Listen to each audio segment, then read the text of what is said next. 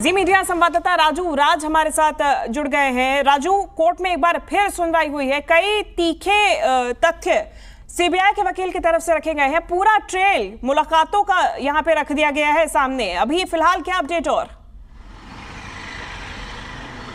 देखिए, इस पूरे मामले में कोर्ट रूम के अंदर सुनवाई चल रही है और जिस तरीके से अरविंद केजरीवाल के लॉयर के तरफ से ये आपत्ति जाहिर की गई थी कि जो सीबीआई गिरफ्तार कर रही है उसका आधार क्या है, जिसके बाद कोर्ट ने अरविंद केजरीवाल को गिरफ्तार करने के आदेश दिए। सीबीआई ने अरविंद केजरीवाल को गिरफ्तार किया।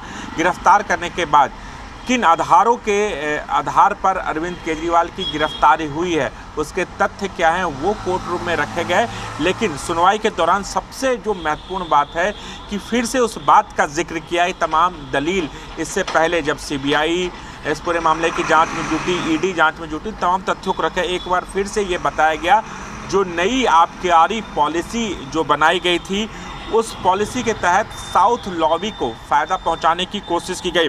16 मार्च 2021 को इस पॉलिसी के तहत जो लोग इस पॉलिसी के तहत जुड़े हुए थे उनसे मीटिंग कराई गई थी और 2021 में देश के अंदर लॉकडाउन था। प्राइवेट विमान से के कविता, बुच्ची बाबू यहाँ पर राजधानी दिल्ली पहुँचे थे और इन सब के जो कोऑर्डिनेशन का जो काम कर रहे थे विजय नायर, जो अरविंद केजरीवाल के उस वक्त मीडिया इंचार्ज थे, वो देखते थे। उन्होंने कोऑर्डिनेशन कराया, मीटिंग कराई और मीटिंग के दौरान जो पॉलिसी जो बताई गई थी उस पॉलिसी में साउथ लॉबी को फ़ायदा पहुंचाने की कोशिश की गई।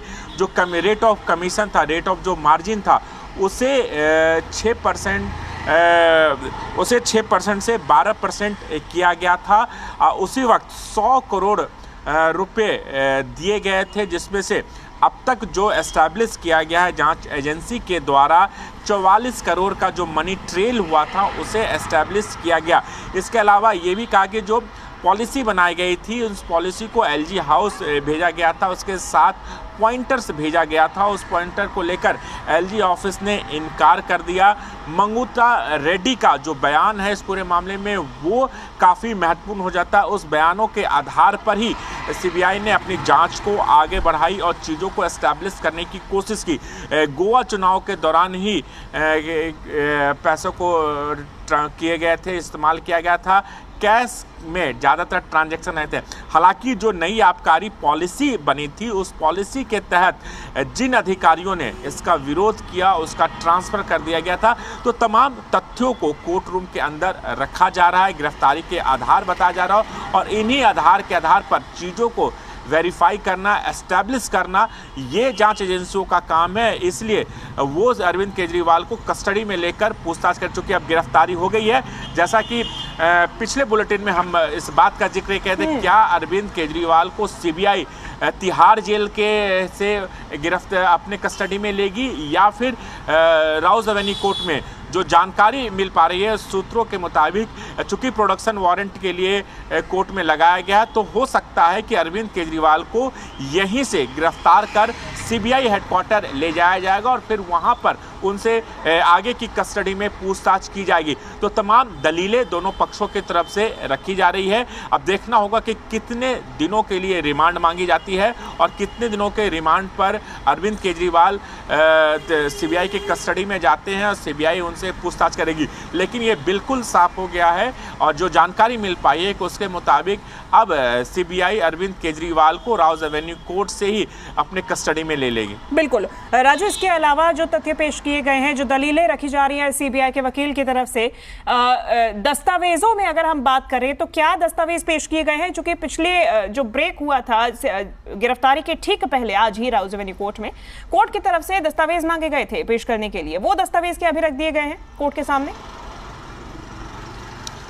निश्चित तौर पर जो गिरफ्तारी के आधार है उसके डॉक्यूमेंट्स रखे गए हैं और किन आधारों क्या गिरफ्तारी के आधार क्या हैं, एस्पेक्ट्स क्या हैं, उन्हें कोर्ट के अंदर बतौर कागजों के तहत कोर्ट के रखा गया और उसी के तहत कोर्ट रूम में इस पूरे मामले के अंदर अपनी दलीलें सीबीआई की तरफ से रखी जा रही है। देखना होगा कि अरविंद केजरीवाल के लॉयर इसका क्या काउंटर करते हैं। ये काफ़ी महत्वपूर्ण हो जाता है कि जो अभी जो बहस है, जो दलीलें रखी गई थी, सेम इसी दलील को ईडी के तरफ से भी ईडी कोर्ट में रखी गई थी, जिसके बाद अरविंद केजरीवाल की गिरफ्तारी हुई थी। और लगातार इस बात का भी जिक्र ईडी की तरफ से किया जा रहा था कि अरविंद केजरीवाल बाहर आते हैं तो गवाहों को प्रभावित कर सकते हैं। चूंकि अब सीबीआई इस पूरे मामले में गिरफ्तार की है, इसलिए सीबीआई उस पूरे ट्रेल को कोर्ट के सामने रखी जाएगी। कब आबकारी पॉलिसी बनाने की बात की गई, कब कब मीटिंग की गई, उस मीटिंग के अंदर क्या क्या हुआ, किस तरीके से साउथ लॉबी को फ़ायदा पहुंचाने की कोशिश की गई, 100 करोड़ रुपया जो दिए गए थे कैश के अंदर, वो पैसा कैसे पहुंचे और उन पैसों का इस्तेमाल कहां कहां पर किया गया। 44 करोड़ का जो ट्रांजैक्शन हुआ था, उस ट्रांजैक्शन को एस्टेब्लिश किया गया है जांच एजेंसियों के द्वारा, सीबीआई के द्वारा, उसे कोर्ट में दलील रखी जाएगी। अब उन्हीं तथ्यों के आधार पर जब सीबीआई अरविंद केजरीवाल को कस्टडी में लेकर पूछताछ करेगी तो आमने सामने बैठाकर चीज़ों को रखी जाएगी। मंगूटा रेड्डी का बयान काफ़ी महत्वपूर्ण हो जाता है इस पूरे मामले में, क्योंकि मंगूटा रेड्डी की काफ़ी अहम भूमिका रही है। इसके अलावा विजय नायर जो इस पूरे मामले में मिडिल मैन का काम किए थे, कोऑर्डिनेशन का काम किए थे, विजय नायर का बयान को भी रखा जा रहा है। तो इन आधारों के आधार पर अरविंद केजरीवाल को गिरफ्तार किया गया है, चीज़ों को एस्टैब्लिश करना है। इसके बाद अरेस्ट मेन्यू माफ कीजिए अरेस्ट मेमो वो कोर्ट को दिया गया है और ये तमाम दलीलें चल रही है। अब देखना होगा कि कोर्ट की तरफ से आगे क्या निर्देश आता है, कितने दिनों के रिमांड अरविंद केजरीवाल को मिलता है। और अब एक बार फिर से अरविंद केजरीवाल की मुश्किलें बढ़ सकती है। वहीं दूसरी तरफ सुप्रीम कोर्ट की बात करें तो सुप्रीम कोर्ट में अरविंद केजरीवाल की जो जमानत की याचिका लगी थी, जिस पर आज सुनवाई थी, उसे उनके वकील अभिषेक मनु सिंघवी द्वारा विड्रॉल किया गया। कोर्ट ने उसके आदेश दे दिए हैं। अब एक नए सिरे से इस पूरे मामले में अभिषेक मनु सिंघवी के द्वारा फिर से सुप्रीम कोर्ट में रखा जाएगा। वो तारीख कब क्या होगी ये आने वाले वक्त में पता चलेगा, लेकिन फिलहाल सीबीआई ने अरविंद केजरीवाल को गिरफ्तार किया है। अब रिमांड कितने दिनों का मिलता है, कितने दिनों सीबीआई की कस्टडी में जाते हैं, ये काफ़ी महत्वपूर्ण होगा। और दूसरी जो सबसे महत्वपूर्ण बात है कि राउज एवेन्यू कोर्ट से ही सीबीआई अरविंद केजरीवाल को सीबीआई हेडक्वार्टर ले जाएगी, जहां पर अरविंद केजरीवाल से पूछताछ होगी। बिल्कुल राजू, ऐसे में ये जो तथ्य रखे जा रहे हैं ये तो गिरफ्तारी के आधार पर रखे जा रहे हैं। क्या राउज एवेन्यू कोर्ट की तरफ से आज ही अरविंद केजरीवाल के वकील की काउंटर दलीलें सुनी जाएंगी या नहीं?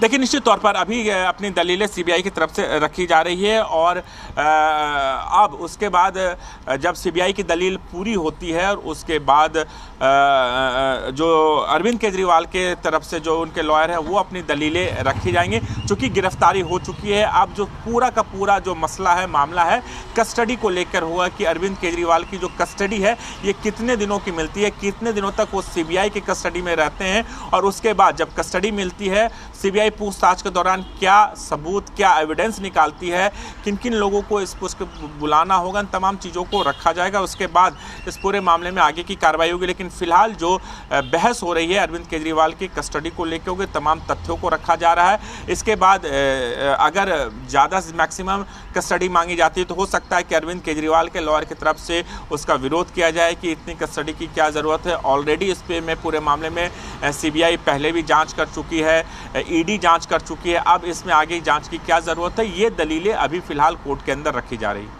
बिल्कुल। और राजू, इसके अलावा अगर हम बात करें, अगर कानूनी विकल्प की बात करें, क्या सीबीआई को कस्टडी मिलने के बाद में जमानत के लिए अर्जी दाखिल की जा सकती है निचली अदालत में इसी दौरान? क्या ये कानूनी विकल्प है?